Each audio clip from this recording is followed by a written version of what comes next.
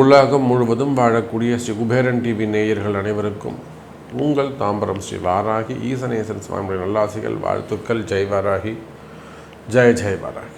November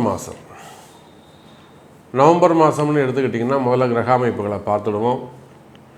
சூரியன் நீச்சம் அடைகிறார். ஒரு 15 ஐப்பசி மாதம் வந்துடுது அப்படின்னாக்கா நவம்பர் 15 தேதி வரையிலுமே கூட 16 தேதி வரையிலுமே கூட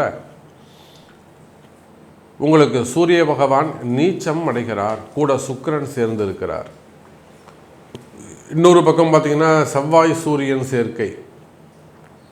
அப்போ இந்த செவ்வாய் சூரியன் சேர்க்கை அப்படிங்கிறது ஒரு அபரிமிதமான யோகம். செவ்வாய் ஒரு வேகம், ஒரு அதிகாரம், ஒரு பவர் எல்லாமே செவ்வாய்கிட்ட தான் இருக்குது. அதிரடியாக இறங்கி செய்கிறது, ஸ்பீடப் பண்ணுறது, ஜாபாக அந்த ஒர்க்கை வந்து ஸ்பீடப் பண்ணுறது, கால தாமதத்தை எல்லாம் தூக்கி கடாசுவார். சனிக்கும் செவ்வாய்க்கும் ஏன் ஆகாது? சனி மந்தம், செவ்வாய் வந்து ஸ்பீடு. அப்போ இந்த சனியால் வரக்கூடிய தடைகள், அப்புறம் கேதுவால் வரக்கூடிய தடைகள்லாம் இந்த செவ்வாய் சூரியன் சேரும்போது அவன் எதையும் வின் பண்ணக்கூடிய, எதையும் ஜெயிக்கக்கூடிய ஒரு ஆற்றல் அவனுக்கு கிடைச்சிரும். பொதுவாகவே ஒரு ஜாதகத்தில் செவ்வாய் சூரியன் சேர்க்கை இருந்தால் அவனுக்கு யாரும் பொண்ணு கொடுக்க மாட்டாங்க. ஏன்னா ஒரு முரடனாக இருப்பான். அப்படி இல்லாட்டி வந்து மன வாழ்க்கை அவனுக்கு பாதிக்கப்படும். நீங்கள் உடனே எடுத்துக்கோங்க, உங்கள் ஜாதகத்தில் செவ்வாய் சூரியனோ அல்லது சூரியன் சுக்கிரனோ இல்லை செவ்வாய் சுக்கிரனோ இருந்தால் அவங்களுக்கு மன வாழ்க்கை ஒரு 50% தான் இருக்கும். உங்கள் ஜாதகத்தை எடுத்து செக் பண்ணிவிட்டு நீங்கள் என்கிட்ட சொல்லுங்கள். அப்போ அது ஏன்னா அந்தளவுக்கு அவனுக்கு அந்த வேகம் இருக்கும், ஒரு ஸ்பீடப் இருக்கும், நிதானம் இருக்காது, புரியுதுங்களா, புரிஞ்சுக்கிற தன்மை இருக்காது. அப்போ அதை போல் இங்கே செவ்வாய் சூரியன் சேர்க்கிறது ஒரு அதிகாரமிக்க ஒரு பவரை உங்களுக்கு கொடுக்க போகுது. அப்போ எல்லாரும் ஒரு வேகம் கிடைக்கும். அதே சமயத்தில் இந்த நவம்பர் மாதம் 25ஆம் தேதி அல்லது 17ஆம் தேதி, 17ஆம் தேதிங்கிறது உங்களுக்கு வாக்கியப்படியும் 25ஆம் தேதி திருக்கணிதப்படியும் சனி பகவான் வக்ர நிவர்த்தி அடைகிறார். அப்போ இந்த நவம்பர் மாதத்தை பொறுத்தவரையிலும் சூப்பரான மாதம். கிரகங்கள் எல்லாம் நீண்ட நாட்களுக்கு பிறகு இந்த பிரபஞ்சத்திற்கு மற்றும் 12 ராசி அன்பர்களுக்கும் நன்மையை தரக்கூடிய வகையில் அனுகூலமாக மாறி வருகின்றன. அப்போ நிச்சயமாக சனி வக்ரம் நிவர்த்தி அடைஞ்சாருன்னா நார்மல் பொசிஷனுக்கு வந்துடுவார். ஸோ ஆட்டோமேட்டிக்காக எல்லாருக்குமே ஒரு இயல்பு நிலை திரும்பும். நம்ம பார்த்துட்டு ஒரு 4-5 மாதமாக 5 மாதங்களாக எதுவுமே சரியில்லை. இப்போ அமெரிக்க அதிபர் ட்ரம்ப் நமக்கு டேக்ஸ் போட்டது ஆஃப்டர் ஜூன் தான். ஒரு பிரச்சனை பண்ண ஆரம்பித்தது அப்போ தான். அதே போல் சிறு சிறு விபத்துக்கள், நம்ம ஊரில் என்னெல்லாம் விபத்துக்கள் நடந்தது யோசித்து பாருங்கள். கூட்டமாக நடக்கும். அப்போ இது எல்லாமே சனி வக்ரத்தால் நிவர்ந்த அவப்பெயர்கள். நிறைய அன்பர்களுக்கு, நிறைய அரசியல் தலைவர்களுக்கு, அரசியல் ஒரு உயர்ந்த ஸ்தானத்தில் இருக்கக்கூடியவங்களுக்கு, அரசியல் குடும்பத்தை சேர்ந்தவர்களுக்கு, அல்லதுனா 12 ராசி அன்பர்களுக்கும் காமனாக தான் சொல்லுவோமே, புரிஞ்சவங்க புரிஞ்சுக்குவோங்க. அவப்பெயர்கள், நிறைய அவப்பெயர்கள் ஏற்பட்டு இருக்கும். நீங்களும் எவ்வளவோ சமாளித்து பார்த்துருப்பீங்க. ஏதாவது சமாளிக்கலாம், போகலாம், வரலான்னு எவ்வளோ யோசிச்சுருப்பீங்க. பட் உங்களையும் மீறி ஒரு அவப்பெயர் ஏற்பட்டிருக்கும். தினமும் ஒரு போராட்டங்கள் இருந்திருக்கும். இன்றைக்கி காலம்புரை இருந்தால் நம்ம என்ன செய்ய போகிறோம், இன்றைக்கி எப்படி மேனேஜ் பண்ண போகிறோம். ஃபஸ்ட்டு வர ஃபோன் தான் அன்றைய தினத்தை உங்களுக்கு டிசைட் பண்ணும், இன்றைக்கி நல்ல நாளா அல்லது வந்து நம்ம எப்படி செயல்பட போகிறோங்கிறத. அப்போது இந்த சனி வக்ர நிவர்த்தி அடைஞ்சிட்டால் ஆட்டோமேட்டிக்காக இயல்பு நிலைக்கு திரும்பி விடுவீர்கள். அப்போது செவ்வாய் சிறப்பான முறையில் இருக்கிறாரு, சூரியன் நீசம் அடைகிறார், அதோட கூட சனி பகவான் வக்ர நிவர்த்தி. அப்போ நிச்சயமாக அரசியல் மாற்றங்கள் இருக்க போது, அரசியலில் நிறைய அனுகூலங்கள் இருக்க போது, மனம் மாறுதல்கள் இருக்க போது, வழிபாடுகள் அதிகரிக்கும், தெய்வ அனுகூலங்கள் அதிகரிக்கும், தெய்வ பக்தி அதிகரிக்கும். குறிப்பாக வழிபாடுகளை அதிகம் நம்புவார்கள். காரணம் என்னென்னா பரிகாரம், பிராயச்சித்தங்கள் இதெல்லாம் செய்ய அவங்களுக்கு வந்து நன்மை நடக்க ஆரம்பிக்கும். அப்போ வழிபாட்டு முறைகள், குலதெய்வம் சாமி கும்பிட்றது அல்லது மொட்டை அடிக்கிறது, காது குத்துறது, இந்த மாதிரி வழிபாட்டு முறைகள் அதிகரிக்கும். அதோட கூட செவ்வாய் சூரியன் இருக்கிறதுனால நிறைய விஷயங்களில் தாமதப்பட்ட வெற்றிகள் கிடைக்கும். இதெல்லாம் உங்களுக்கு அந்த டிலே ஆகிட்டே வந்ததோ, ஒரு 3 மாதமாக 6 மாதமாக ஒர்க்கு டிலே ஆகிட்டே வருது சாமி, முடிக்க மாட்டேங்குது, அந்த ஒர்க்கெல்லாம் முடியும்.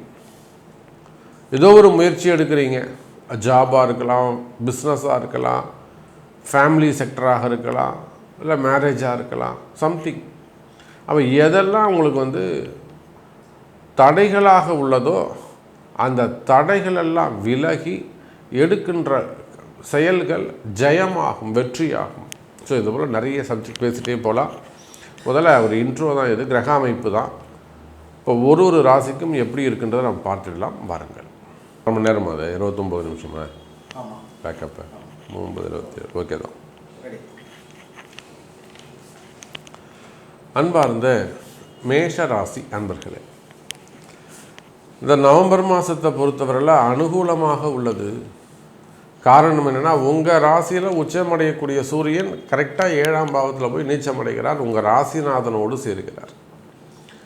கவலை வேண்டாம் மேஷ ராசி அன்பர்களே, உங்களுக்கு ஏற்பட்டிருக்கின்ற அவப்பெயர்கள் அல்லது உங்களுக்கு ஏற்பட்டிருக்கின்ற ஒரு கடுமையான சூழ்நிலை, உங்களை பற்றி மக்கள் விரோதமாக இருக்கலாம், அல்லது எதிரிகளுடைய தொந்தரவுகளாக இருக்கலாம், எதிரிகளுடைய சூழ்ச்சிகளாக இருக்கலாம், இல்லை இதெல்லாம் நீங்கள் எப்படி ஃபேஸ் பண்ணுறது, நீங்கள் என்ன தான் ஃபேஸ் பண்ணுறதுக்கு சாதுரியமாக நீங்கள் செயல்பட்டாலுமே கூட அதுலேயும் ஒரு அவப்பெயர் ஏற்படுவது.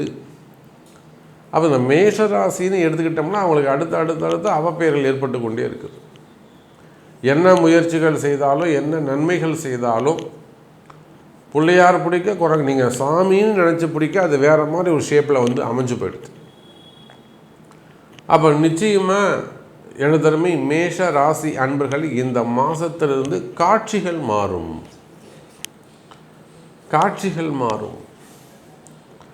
கவலை வேண்டாம் மேஷராசி என்பர்களே, படிப்படியாக நல்ல பெயர் உருவாகும். நீங்கள் உலகத்தில் எந்த மூலையில் இருந்தாலும், எந்த கண்ட்ரியில் இருந்தாலும் சரிதான், எந்த இடத்தில் இருந்தாலும் சரிதான், படிப்படியாக உங்களுக்கு ஒரு நல்ல பெயர் உருவாகும். உங்களுக்கு ஏற்பட்டிருக்கின்ற அவப்பெயர்கள் விலகும். மெயினாக வேலை நிமித்தமாக இருக்கக்கூடிய சங்கடங்கள் தீரும். ஜாப் ரிலேட்டடாக வரக்கூடிய பிரச்சனைகள், வேலை செய்கிற இடத்துல வரக்கூடிய பிரச்சனைகள், சரியா, வேலையே பிரச்சனையாக இருப்பது, ஒரு சில இடங்களில் வேலையே பிரச்சனையாக இருப்பது, மனசில் ஒரு பயம் இருப்பது, நமக்கு வேலை இருக்குமா, வேலை போயிடுமா, அந்த மாதிரியெல்லாம் வேலையே பிரச்சனையாக இருப்பது, அல்லது மனக்குழப்பங்கள், மனசில் வரக்கூடிய பயம். அப்போ ஜாபு ரிலேட்டடாக உங்களுக்கு ப்ராப்ளம், ஒரு ப்ரமோஷன் ப்ராப்ளமாக இருக்கலாம், இன்க்ரிமெண்ட்டாக இருக்கலாம், அல்லது ஜம்பிங் பண்ணலாமா, இந்த கம்பெனி விட்டு வேறு கம்பெனி போடலாமா. அன்றைக்கெல்லாம் ஒருத்தர் பேப்பர் போட்டுட்டு நம்மகிட்ட கன்சல்டிங்கை வந்தார். பேப்பர் போட்டுட்ட சாமி, நான் யூஏ இல்லை இருக்குது, எமிரேட்ஸில் அந்த கண்ட்ரியில் ஒர்க் பண்ணுறது சாமி, பேப்பர் போட்டுட்டேன் சார். பிடிச்சி சார் நீங்கள் எப்படி, நீங்கள் கன்சல்ட்டிங் முன்னாடியில் நீங்கள் வந்துருக்கணும், நீங்கள் செஞ்சது தப்பு, பேப்பரை இமீடியட்டாக ரிவைஸ் பண்ணுங்கள், ஒரு 7 வருஷத்துக்கு நீங்கள் இங்கே தான் இருக்கணும் அப்படின்னு பிடிச்சி திட்டி விட்டேன். போட்டால் இப்போ கேட்டுப்பாங்களா சாமி அப்படின்னாரு. கேட்க வைக்கிறேன் நான், நீங்கள் கவலைப்படாதீங்க, வாராகி இருக்காங்க அப்படின்னு சொல்லி அவங்களை ஒரு பூஜை பண்ணி, இந்த இடத்துல நம்ம திரும்பவும் உள்ளே போனால் நமக்கு மதிப்பு மரியாதை இருக்குமா அப்படின்னு கேட்டாங்க. நீங்கள் ஒன்றும் தைரியமாக இருக்குங்க சார், நம்ம வாராகி இருக்காங்க, அம்பாள்கிட்ட பார்த்துப்போம் அப்படின்னு சொல்லி அவங்களுக்கு ஒரு வாராகி ஒரு ப்ரேயர் பண்ணி பூஜை செஞ்சு பரிகாரம் செஞ்சோம். அதை ரிவைஸ் பண்ணி இன்றைக்கி அங்கேயே இருக்கார் அவர். அதுபோல் வேலையில் உங்களுக்கு வரக்கூடிய பிரச்சனைகள், அவசரப்பட்டு நீங்கள் ஜம்ப் பண்ண நீங்கள் ஒரு விஷயம் மேஷராசி என்பவர்கள், நீங்கள் யாராக இருந்தாலும் சரிதான், பிஸ்னஸ் மேனாக இருக்கலாம், அல்லது ஒரு ஃபேக்ட்ரி வச்சு ரன் பண்ணக்கூடியவங்களாக இருக்கலாம், பெரிய பெரிய கம்பெனிஸாக இருக்கலாம், எக்ஸ்போர்ட் இம்போர்ட்டாக இருக்கலாம், ஷேர் மார்க்கெட்டாக இருக்கலாம், ஸ்டாக் மார்க்கெட்டாக இருக்கலாம், டாக்டர்ஸாக இருக்கலாம், மெடிக்கல்ஸாக இருக்கலாம், அல்லது ஃபார்மா இண்டஸ்ட்ரியாக இருக்கலாம், அது சார்ந்த ஜாபாக இருக்கலாம். மெயினாக ஹாஸ்பிட்டல்ஸ் வச்சு நடத்தக்கூடியவங்க, ஸ்கூல்ஸ் வச்சு நடத்தக்கூடியவர்கள், காலேஜஸ் வச்சு நடத்தக்கூடியவர்கள், ப்ரொஃபஸர்ஸு, டீச்சர்ஸு, எஜுகேஷன் செக்டர்ஸு. அதே போல் மெயினாக share market, trading, stock market கூட குறைவு தான். இந்த ஷேர் மார்க்கெட்டு ட்ரேடிங் செய்யக்கூடிய நண்பர்கள், அதே போல் எனதருமை அரசியல் நண்பர்கள், டாப் மோஸ்ட்டாக இருக்கக்கூடிய அரசியல் நண்பர்கள். நம்ம ஏன்னா எல்லாருமே ஃபோன் கால்ஸ் தான் அட்டன் பண்ணுறோம், டைரக்ட் அப்பாயின்மெண்ட் நம்ம யாருக்குமே கொடுக்கறதில்ல. அப்போது அரசியல் நண்பர்கள், அதே போல் சினிமா துறையை சார்ந்தவர்கள், ஆன்மீக பிரியவர்கள், அப்போ நீங்கள் எல்லாம் காமனாக ஒரு விஷயத்தை தெரிந்து கொள்ள வேண்டும். 7.5 சனி நடக்குது அப்படிங்கிற சப்ஜெக்டேயும் உங்கள் மனசில் இல்லை. 7.5 சனி நடக்குது நமக்கு அப்படிங்கிற எண்ணம் உங்கள் மனசில் இருக்குமே ஆனால் நீங்கள் நிச்சயமாக 50% உங்களுக்கு எந்த ஜோதிடரும் தேவையில்லை, எந்த அட்வைஸரும் உங்களுக்கு தேவையில்லை. நீங்களே அதில் 50% ஜெயிக்கலாம். நீங்கள் சனி பகவானை மறந்து விட்டீர்கள் என்பதுதான் நிதர்சனமான உண்மை. நமக்கு ரொம்ப நெருங்கிய அரசியல் தலைவர்கள், நான் அவங்கள வச்சு சொல்கிறேன், ரொம்ப க்ளோஸாக இருக்கக்கூடிய அரசியல் நண்பர்கள் 2 பக்கமும் இருக்காங்க, 3 பக்கமும் கூட இருக்காங்க. அப்போ நீங்கள் எந்த கட்சியில் இருந்தாலும் சரி, அரசியல் தலைவர்களாக இருக்கலாம், சினிமா துறையாக, மேஷ ராசி அப்படின்னாக்கா இங்கே எங்கே இருந்தாலும் சரிதான். உங்களுக்கு ஏற்படக்கூடிய சங்கடங்களுக்கு 50% காரணம் 7.5 சனியால் வரக்கூடியது. அப்போ நமக்கு 7.5 சனி இருக்குது, நமக்கு ஒரு அட்வைஸ் வேணும், நாம் கரெக்டாக நடந்துக்கணும்னு நீங்களே அந்த மனசில் சனி பகவானை நித்தம் நினைப்பீர்களேயானால் எழுதி வச்சுக்கோங்க. மேஷ ராசி என்பவர்களே, நான் என்னுடைய கிளைண்ட்டுக்கு நான் அதை தான் சொல்லுவேன். என்னுடைய கிளைண்ட்டுக்கு நான் அதாவது நீங்கள் ஜாதகம் பார்க்கவே நீங்கள் வர வேணாங்க சார், நீங்கள் வேண்டாமா. அது அன்றைக்கெலாம் ஆந்திராவிலேருந்து அந்த திருப்பதியில் ஒர்க்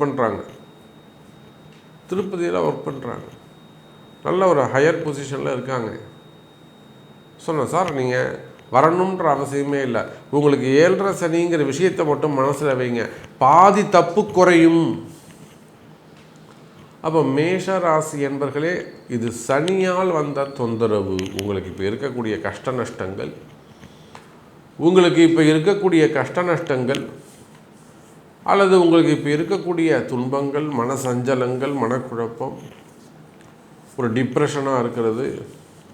அப்போ இதெல்லாம் எதனால் ஏற்பட்டதுன்னா சனி பகவானால் ஏற்பட்டது. நிச்சயமாக இதை 7.5 சனி இருக்குது அப்படின்னு நினச்சாலே உங்களுக்கு பாதி துன்பங்கள் தீரும். அப்போ அப்பேற்பட்ட சனி பகவான் இப்போ இயல்பு நிலைக்கு இந்த மாதம் உங்களுக்கு திரும்ப போகிறார். அப்போ தொழில் அமைப்பு ஆகட்டும், பிஸ்னஸ் செக்டர் ஆகட்டும், ஓன் பிஸ்னஸாக இருக்கலாம், அல்லது ஜாப் ரிலேட்டடாக இருக்கலாம், ஃபேமிலி செக்டராக இருக்கலாம், எதிரிகளுடைய தொந்தரவுகளாக இருக்கலாம், இவை அனைத்தும் உங்கள் கண்ட்ரோலில் வருவதற்கு வாய்ப்புகள் உண்டு. அப்படி ஏதேனும் உங்களுக்கு ஹெல்ப் தேவைப்படுமே ஆனால் நிச்சயமாக நாம் இருக்கிறோம், கண்டிப்பாக வாராகி உங்களுக்கு சப்போர்ட் பண்ணுவார். அதே போல் 2வது திருமணங்கள், குறிப்பாக பெண்களுக்கு 35 வயசு 38 வயசு அதுவும் கல்யாணம் ஆகலை, கவலையே படாதீங்க, வாராகியை நம்புங்க, வாராகிட்ட வாங்க, அம்பாள் உங்களுக்கு நல்லபடியாக நடத்தி கொடுப்பார். ஸோ இந்த நவம்பர் மாதம் மேஷ ராசிக்கு வெற்றி மேல் வெற்றி தரும். நன்றி, நமச்சிவாயம். ஸ்ரீ குபேரன் டிவியை பார்த்தமைக்கு நன்றிகள். மேலும் இது போன்ற தகவல்களை தெரிந்து கொள்ள ஸ்ரீ குபேரன் டிவியை சப்ஸ்கிரைப் செய்யுங்கள். மறக்காமல் பெல் ஐக்கானை கிளிக் செய்யுங்கள்.